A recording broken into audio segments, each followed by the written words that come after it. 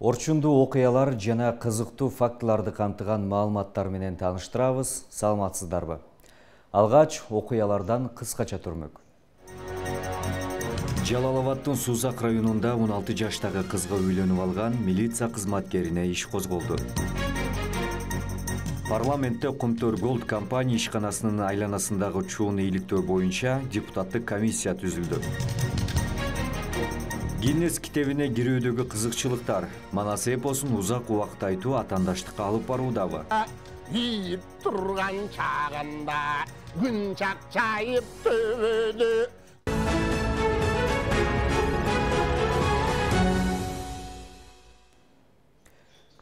Ушул жана башка маалыматтар менен жарым саат аралыгында кенен тааныштырып, студияда мен Зайырбек Чуманалиев кызмат кылам. Жалал Абаддын Сузак районунда 16 жаштагы кызга үйлөнүп алган милиция кызматкерине иш козголду. Бул тууралуу башкы прокуратуранын маалымат кызматы билдирди. Ага ылайык, мындан тышкары кыздын апасы менен нике кыйган имам да жоопко тартылган. Жашы жетелек балдардын укуктарынын сакталышы боюнча текшерүүнүн жүрүшүндө 28 жаштагы Сузак райондук ички иштер башкармалыгынын кызматкери болгондугуна карабастан, Базар Коргон районунун тургуну 16 жаштагы кызга баш кошкон. Алардын никесин Акман айыл өкмөтүнүн имамы кыйган. Буга байланыштуу кыздын апасы, милиция кызматкери жана имамга иш козголуп, милиционер кызматынан бошотулду деп айтылат маалыматта. Учурда аталган иш Сузак райондук сотуна жиберилип, кароо алдында турат. Адам сатууга шектелип, 31 жаштагы келин кармалганын ИИМдин маалымат кызматы билдирди. Ага ылайык, министрликтин кылмыш иликтөө башкы башкармалыгынын кызматкерлерине белгисиз аял жакшы айлык төлөп берет деген шылтоо менен жаш кызды Туркияга жибергени тууралуу маалымат түшкөн. Кийин анын сөзүнө кирип Туркияга кеткен кыз адам сатуунун курмандыгы болуп, сексуалдык эксплуатацияга душар болгону такталган деп жазылат маалыматта. Буга байланыштуу Кылмыш жаза кодексинин 166 беренеси адам сатуу боюнча кылмыш иши козголгон. Тергөө ыкчам иштеринин жүрүшүндө аталган ишке шектелип, Чүй облусунун тургуну 31 жаштагы келин кармалган. Анын чет өлкөгө адамдарды сексуалдык кулчулукка сатуу аракетине бөгөт коюлганы маалым болду. Сот келинди камакка алуу боюнча чечим чыгарып, азыркы тапта адам сатуу фактысы боюнча тергөө иштери улантылууда.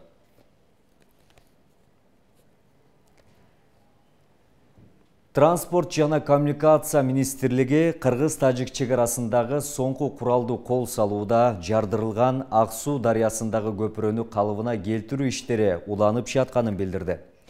Учурда 36 метрлик көпүрөдө унаа өтүүчү жол курулууда.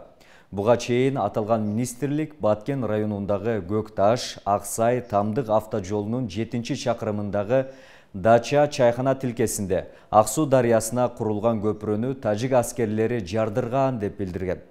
Тажик тарап буга байланыштуу комментарий берген эмес. Көпүрөдөгү кыймыл 20 сентябрда кайра жанданган.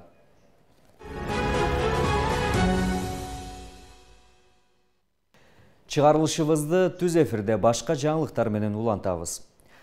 Парламентте Кумтөр Голд компания ишканасынын айланасындагы чууну ийгиликтөө боюнча депутаттык комиссия түзүлдү. Анын курамына ар бир фракциядан 2 депутат кирди.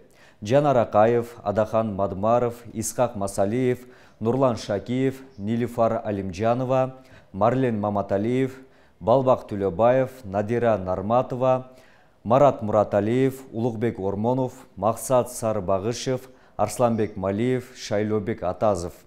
Комиссия 1,5 айдын аралыгында маселени изилдеп чыгып, парламентке маалымат берет.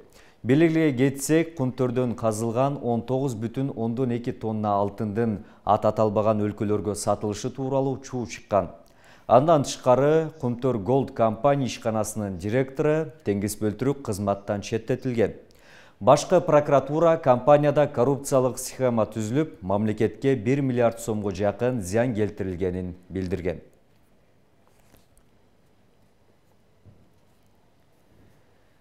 Кыргызстанда жалпыга маалымдоо каражаттары жөнүндө жаңы мыйзам кабыл алуу сунушталууда. 28 сентябрда мыйзамдын долбоору коомдук талкууга чыгарылды. Анда азыркы мыйзамды жаңы конституцияга шайкеш келтирүү, санариптеги, анын ичинде интернеттеги жалпыга маалымдоо каражаттарынын ишин, жалпыга маалымдоо каражаттары тармагындагы бизнес жана экономикалык мамилелерди жөнгө салуу, эл аралык укуктук жагдайларды эске алуу зарылчылыгынан улам жаңы мыйзам кабыл алынышы керектиги белгиленди.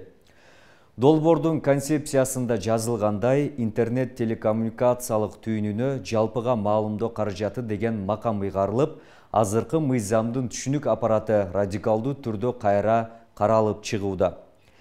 ЖМК жөнүндөгү азыркы мыйзам 1992 жылы кабыл алынган. 2021 жылдын январь айындагы референдумдан кийин Кыргызстанда жаңы конституция иштеп баштаган. Мыйзамдын жаңы долбоорун президенттин администрациясынын маалыматтык саясат бөлүмү иштеп чыкканын Кабар маалымат агенттиги билдирди.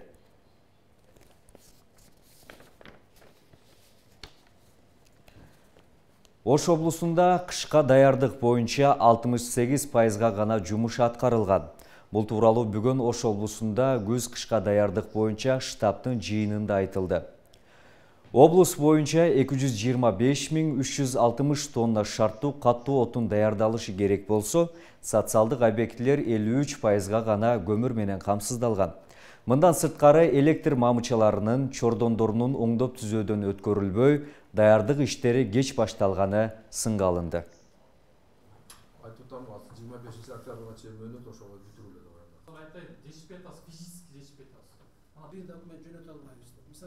Ел кимден сурап атат? Ел айыл өкмөт менен акимден сурап атат. Силердин дежурный телефонулар бар. Дежурный телефонуларга жазса өмүр албайт.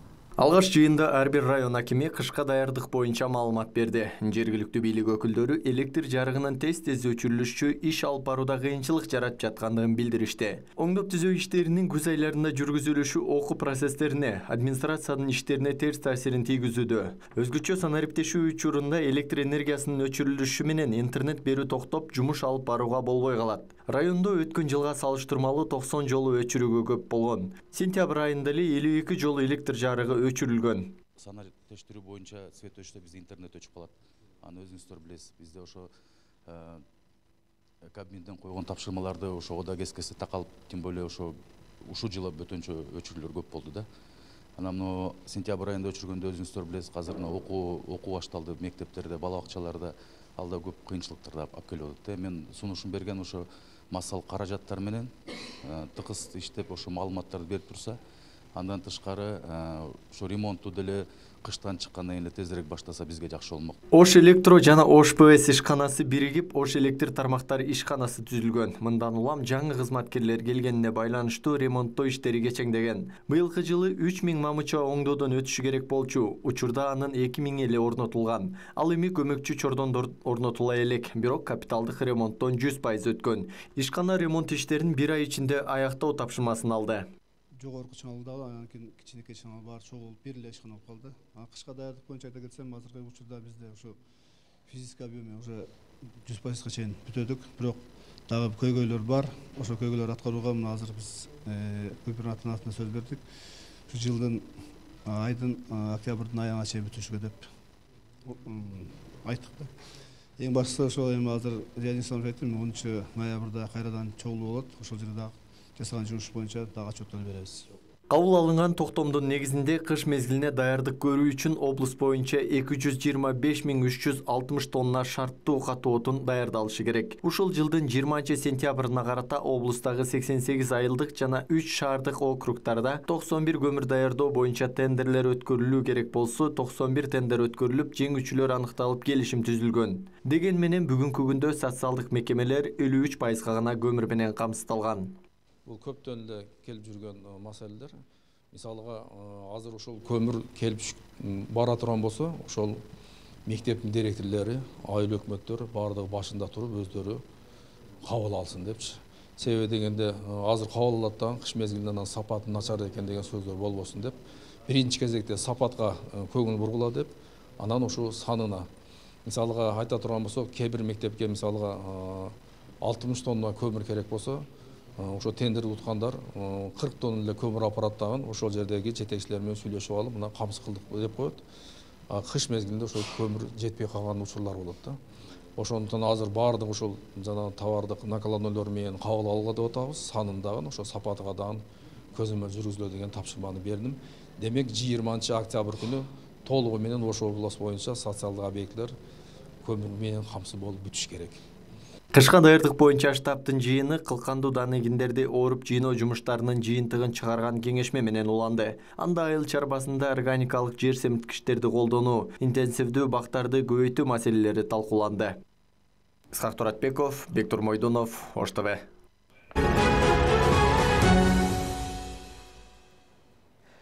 Манас эпосу кыргыз маданиятынын жана тарыхынын тамыры. Дүйнөдөгү эң көлөмдүү эпосту жеке кызыкчылыктарга аралаштырып, саясатташтыруу бул кыргыз маданиятын шылдыңдоо. Туркияда Манас чумалыгында Рыспай Исаковдун дастанды туура эмес айтты деп талкууга алынууда. Бул багытта Манас таануучулар эмне дейт? Кабарчыбыз баяндайт.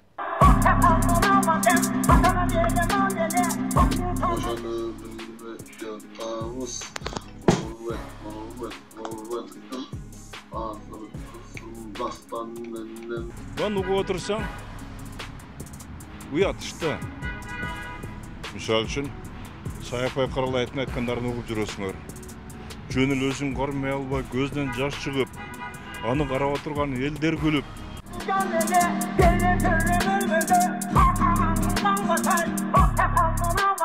Мухитте чалкыга Манасты айтуу өнөрү жападан жалгыз кыргыз элинин эйинчисине тийген касиет. Эпосту 20-кылымдын Гомерин айланган Саякбай Каралаев дүйнөгө даңазалап айтып баа жеткис мурас калтырып кеткен. Ооздон оозго айтылып кыргыздын байыркы тарыхын жана маданиятын чагылдырган дастанды жеке кызыкчылыктар үчүн же Гиннес китебине кириш үчүн айтылыш тартибин бузбаш керек дешет Манас таануучулар. Менеттен күчтүү дарман жок. 21 сентябрда Туркиянын Борса шаарында Манас чумалыгы башталган. Анда Манасчы Рыспай Исаковдун эпосту туура эмес айтканы коомчулуктун талкуусунан түшө элек. Манасчы рекорд үчүн 113 сааттан бери күнү түнү дастанды айткандан соң божомолдогон сөздөрү кошулуп кеткен. Бул ал учурда коомчулукка тараган эмес. Буга чейин Манас айтуу менен Гиннес китебине аракет кылган Манасчы Дөөлөт Сыдыков өз баракчасында таратып сынгалган. Мындан кийин бул аракет Манасты ортодогу таарынычка буруп салганы талкууланууда.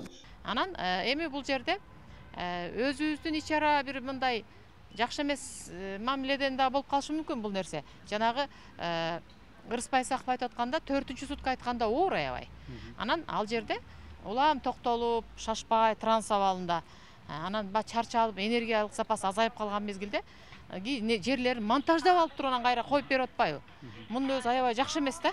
Мындай монтаждап алып туруп коюп анан ошону жаманатты кылуу жакшы эмес. Бул элдин ынтымагына жатпайт. Мындай нерсени биз ташташыбыз керек. Эч кандай бир рекордторго илингенге аракет кылбай эле. Себеби Манастай теңдешсиз эпос бул. Баары рекордко аны менен жарыша турган эч кандай эпос жок. Анын үстүнө жандуу айтылып аткан эпос бул. Манас таануучу Токтомамат Кулушев манасчылардын тирешүүсү эпостун кадырын кетирип, жаш муунга терс көрүнүш калыптандырып жатканын айтат. Дастанда айтуунун негизги максаты элге жайылтуу гана болушун белгилейт. Ошол эле учурда эпосту айтуу жана угууда дагы чоң маданият бар экенин билдирди. Ал эми Рыспай Исаковдун айтуусундагы айрым сөздөр берилип кеткенден кийинки жагдай деп сыпаттагандар бар. Деген менен Манас таануучу адис бул жорукту акылга сыйбайт деп белгилейт. Уят иш болуп атат. Ана муну делерine bir четте эми ошондо токтотуп койсо болот эле уюштурган адамдар, адистер. Болбоду, чарчап калдым. Эми психологически чарчайт. Болду, токтот деп. Ачуу калем бирди жеп, мынанча калем бир жетир деп Гиннестин китебине каталгандар бар. Башы менен жаңгак чаап Гиннестин китебине каталгандар бар. Манастын энергетикасы, Манастын деңгээлин төмөндөтпөшүбүз керек. Ошол Манаспы. Эмди өлөт эле кичине атандаштык айт болбол, атандаштык кылып айтты. Манастын улуулугун төмөнөтпөй эле. Мынтип Манас айтпаш керек өзү. Кеп эле көлөмдө эмес. Эми ачыгын айтканда Манаста чыгарып атабыз 10 000 сом кылып көлөм кылып, аны ким чыдап окуйт, ким ал окуйт, ким көтөрүп жүрөт. Рыспай Исаковдун дастандагы бурмаланган божомол сөздөрү шылдын катары жайылып жатат. Аны менен эле тим болбостон теңдессиз эпосту мазактаган Рыспайдын тырышчак тренд аталышындагы кыска роликтер дагы тарап жатат.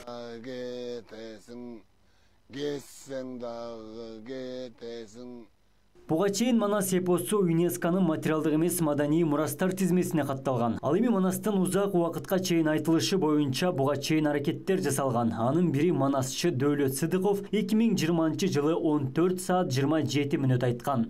Абдумалик Базарбаев, Элман Акбаев, Ош ТВ.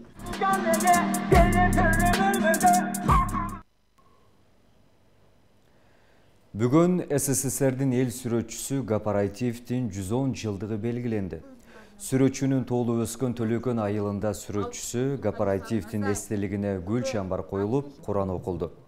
Кичи мекенинде өткөрүлгөн иш-чарага жергиликтүү бийлик өкүлдөрү, мугалимдер, окуучулар жана туугандары катышты. Келген коноктор Төлөкөн айылында жайгашкан Гапараитиев атындагы көркөм сүрөт музейи менен таанышышты. Иш-чаранын жүрүшүндө Тургунбай Садыков атындагы Ош облустук көркөм сүрөт музейинде сүрөтчүлөр арасында Гапараитиевдин 110 жылдыгына арналган Ош облустунун сынагынын жыйынтыгы чыгарылып, Гапараитиевдин жана сүрөтчүлөрдүн тарткан сүрөттөрү Гапараитиевдин мурасы көргөзмөсүнө коюлду. Сынактын жеңүүчүлөрүнө сыйлыктар тапшырылды. Гапараитиев 1912 жылдын 28 сентябрында Ош облусунун Кара Суу районуна караштуу Төлөкөн кыштагында төрөлгөн. Кыргыздын туңкуч кесипкөй сүрөтчүсү, ошондой эле пейзаж жанрынын дагы негиздөөчүсү болуп эсептелинет. Бүгүн эми Кыргызстан боюнча Гапараитиевдин туулган күнү 110 жылдыгы болуп атат. Бул эмес, быйылкы жылы өзү Маданият министерствосу боюнча Айтиевдин жылы деп жарыяланган, билесиңер. Республикалык масштабта өтө турган мероприятиялардан экөөнүн бирөө Түгүлбай Садыкбековдуку, экинчи Айтиевдики болчу. Ошол боюнча мероприятиялар өтүп атат.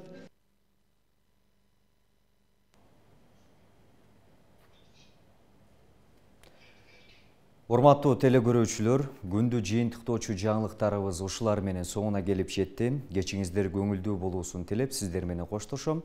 Түз эфирдин жүрүшүн Алмагүл Эркебай кызы улантмакчы.